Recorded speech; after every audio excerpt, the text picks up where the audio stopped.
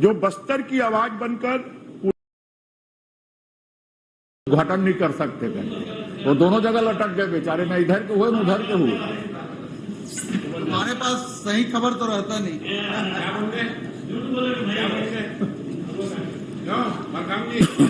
इधर के रहे ना उधर के रहे, फिर क्या बोल गए ये बताओ आप। एक तो चलिए प्रश्न काल है। उपाध्यक्ष जी और हमारे आदरणीय प्रदेश अध्यक्ष मोहन मरकाम जी को 2 बार बेचारे बोले, उसको विलोपित कर दीजिए। एक तो बेचारे नहीं है, समझ लेना हमारे अध्यक्ष हैं। आदरणीय बेचारे तो इसलिए कहना जरूरी है कि कुछ लगे हुए हैं, मुख्यमंत्री हटाने में लगे हैं, आपके पड़ोसी बचाने में लगे हैं, तो बेचारे ही है। अरे भैया, आपको दूसरों के घर की चिंता क्यों रहती है? अपनी चिंता कर लो ना। 15 साल में 15 और अब कितने? आजकल आपको भारी उत्तेजना हो रही है? चलिए प्रश्न काल है। माननीय मंत्री जी, नेता नेता मानते हो नहीं? चलिए मंत्री जी।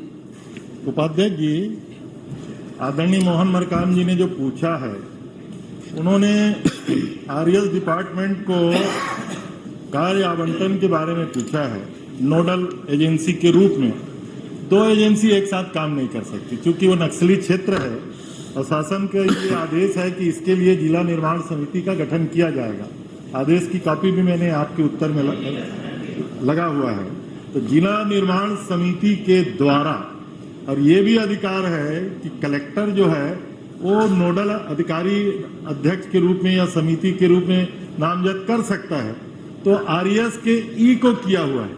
आपने प्रश्न किया है नोडल आरएस को नोडल विभाग के रूप में काम दिया गया क्या, इसलिए निरंग बताया गया है।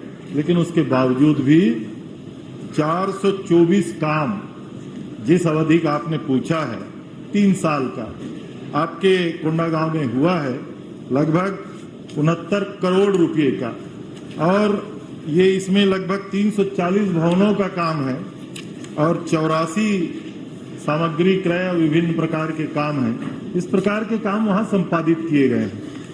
माननीय उपाध्यक्ष महोदय, मैं वही तो जानना चाह रहा हूँ। आरएस निर्माण एजेंसी है, भवन बनाती है, ये करके लगभग 7 करोड़ से अधिक राशि वो सप्लाई का काम, मतलब आरएस कब से सप्लाई का भी काम करने लग गई है? मैं वही तो जानना चाहता हूँ कि कब से भाई आपके सरकार में सब संभव है, मतलब कब से सप्लाई का काम कर रही है?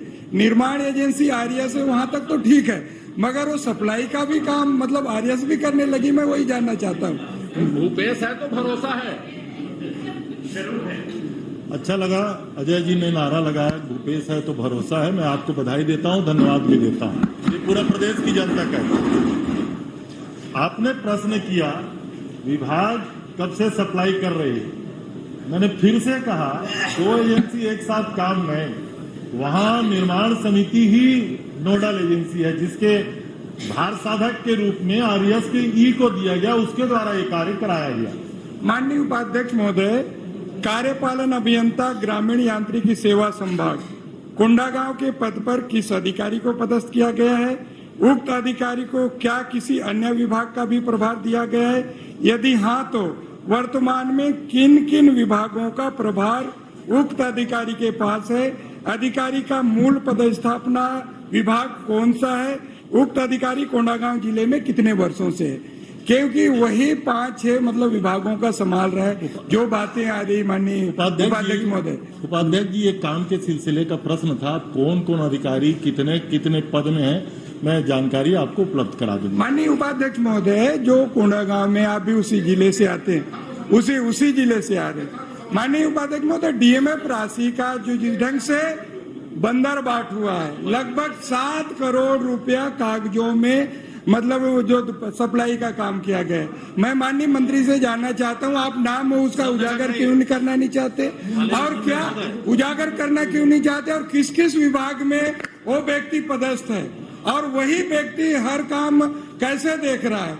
और सबसे बड़ी बात, आप आरएस को निर्माण एजेंसी का काम देते हैं, निर्माण का काम देते हैं, वो सप्लाई का भी काम कर रहा है, अन्य काम भी कर रहा है, तो क्या इसको विधानसभा की समिति से जांच कराएंगे और दोषी व्यक्ति के ऊपर कार्रवाई करेंगे क्या?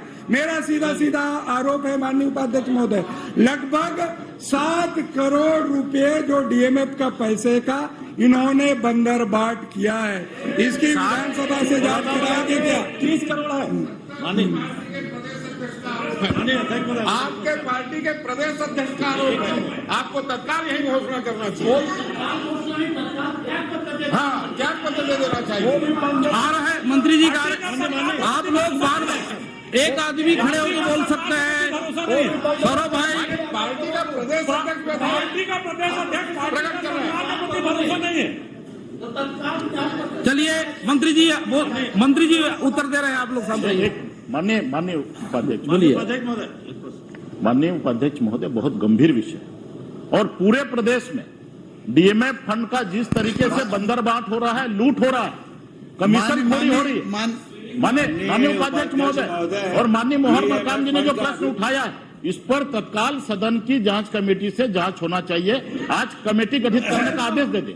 माननीय उपाध्यक्ष महोदय, बोलिए। डीएमएफ फंड का पैसा का पता अभी तो चल रहा है, लेकिन 15 साल तक डीएमएफ फंड का पैसा आप 15 कहाँ गया, साल आज छोड़िए, तक किसी को अभी पता नहीं बात चला करिए, है। कितने अरे नहीं, मैं सच बात बोल रहा हूँ। आप चलिए वोरा साहब आने दीजिए उत्तर, आपका बात आगे। चलिए आप बताइए। उपाध्यक्ष जी, माननीय नेता प्रतिपक्ष जी ने कहा कि माननीय प्रदेश अध्यक्ष जी ने प्रश्न लगाया, मामला बड़ा गंभीर है। हम तो अपने अध्यक्ष जी को धन्यवाद भी देंगे, गंभीर मामला को उन्होंने उठाया है। और हमने कहा ना कि जो कार्य हुए हैं उसकी जानकारी आपको दे दिया गया है। माननीय मोहन मरकाम भाई साहब ने जो पूछा है, क्रय विभाग के द्वारा, माननीय उपाध्यक्ष जी फिर से कह रहा हूं, निर्माण समिति के द्वारा किया गया। नंबर 1 की बात की है। पूरा उत्तर उत्तर आने दीजिए।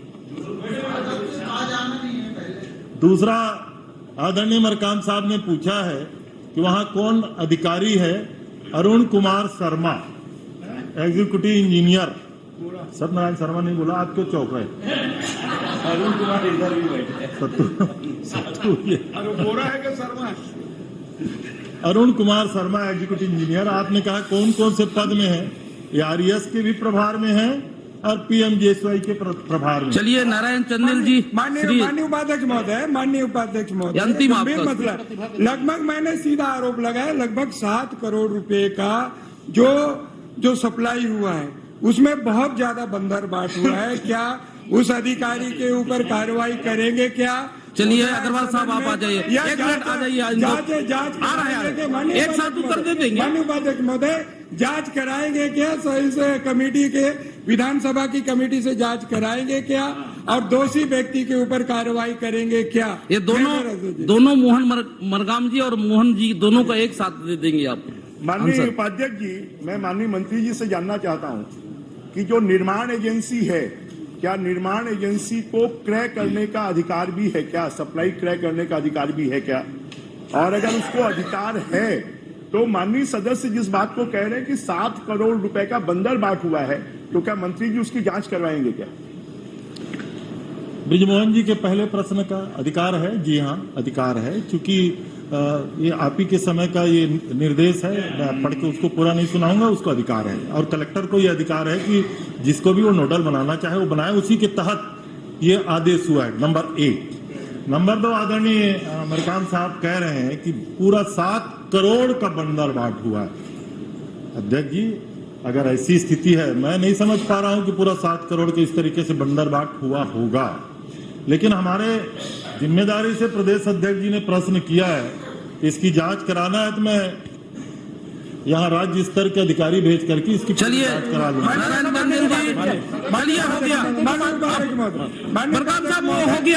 उपाध्यक्ष महोदय, मैं जांच करा देंगे से कहना चाहता हूँ, मुझे पूरा उम्मीद है कि उस व्यक्ति ने पूरा बंदरबाट किया है, उसके ऊपर कार्रवाई आप करेंगे। हो गया, जांच का आदेश हो गया। नारायण चंदेल जी, समिति से आप जांच कराएंगे, घोषणा करेंगे। मैं उम्मीद करता हूँ विधानसभा की समिति से आप घोषणा करेंगे। और हम लोगों के वहाँ के 3 विधायक हैं, उसमें एक तो विधानसभा उपाध्यक्ष है, हम 2 विधायक हैं, 2 विधायकों को उस समिति के सदस्य बनाने की घोषणा करेंगे। मैं उम्मीद करता हूँ हम उस जिले में 3 विधायक हैं, 2 विधायकों को उस समिति का सदस्य नियुक्त करने की घोषणा करेंगे। मैं ऐसा उम्मीद करता हूँ। आदरणीय उपाध्यक्ष महोदय, वो कितने आज भय मुक्त होकर के बोल रहे हैं, पहली बार क्या हो के भय मुक्त। फोटो आप लगाए नहीं अधिवेशन में, बयान दे दिए हैं कि वो हटने वाले हैं, सरगुजा से बनने वाले हैं। तो अब ऐसा प्रश्न नहीं पूछेंगे तो और कैसा पूछेंगे? इसलिए आप कृपा करके धड़ाधड़ जवाब दीजिए। चलिए, अब और हम उनकी भावना का सम्मान करिए। उपाध्यक्ष जी, जी जी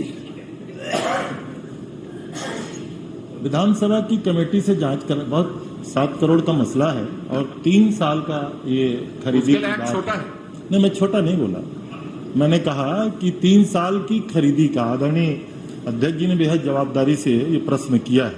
उन्होंने कहा भी कि बहुत जागरूक जिला है, वहाँ के विधानसभा उपाध्यक्ष हैं, खुद प्रदेश अध्यक्ष जी हैं, तो उसमें कोई आपत्ति नहीं अगर माननीय अध्यक्ष जी कह रहे हैं। लेकिन मैंने कहा माननीय उपाध्यक्ष महोदय, मैं राज्य स्तर के अधिकारी से जांच कराने का निर्देश जारी कर दूंगा और केवल निर्देश नहीं माननीय अध्यक्ष महोदय, 1 महीना का टाइम लिमिट कर देता हूं। और ये समझ लीजिए, क्योंकि ये तो बहुत पुराने कार्यकाल के पूरे मसले हैं, 1 महीना के अंदर जांच की रिपोर्ट आ जाएगी, अधिकारियों के खिलाफ भी कार्रवाई की जाएगी। श्री नारायण चंदेल साहब, माननीय उपाध्यक्ष विधानसभा की समिति से जांच कराने में क्या परेशानी? चलिए, वो तो जांच की विधानसभा की समिति से कराने में क्या परेशानी? के मामले में जांजगीर का भी मामला आया था, उसमें भी कहा था जी, तो डीएमएफ में लगभग 50% का तो भ्रष्टाचार हो रहा है, ये जग जाहिर है। और ऐसे गंभीर मामले में पब्लिक एक्सचेकर के पैसे को बर्बादी हो रही है। तो आपसे चाहेंगे कि माननीय सीनियर सदस्य मोहन मरकाम जी बोल रहे हैं, विधानसभा की समिति की घोषणा आप तो कर रहे हैं। क्या उसमें और क्या कोई आपत्ति नहीं है, आपत्ति है? विधानसभा की माननीय समिति उपाध्यक्ष बना दें। महोदय, वो माननीय चलिए, अब वो जांच के नारायण चंदेल साहब, माननीय उपाध्यक्ष महोदय, चलिए नारायण चंदेल साहब से जांच कराने में हो गया, वो जांच के आने के बाद एक बार कर देंगे। माननीय उपाध्यक्ष शर्मा साहब आने दीजिए, प्रश्न आने माननीय दीजिए। उपाध्यक्ष जी, ये बात स्पष्ट हो गई कि कांग्रेस के प्रदेश अध्यक्ष की मंत्री के सामने क्या हैसियत है। जांच हो रही है, अध्यक्ष जी बार बार मांग कर रहे हैं कि सदन की समिति बनाकर जांच चलिए करें। जांच होगा। मंत्री माननीय इस बात को प्रतिपक्ष भी नेता स्वीकार जी। नहीं कर रहे। उपाध्यक्ष महोदय, आपका नाम भी माननीय सदस्य ने लिया, पार्टी के प्रदेश अध्यक्ष हैं, सदन समिति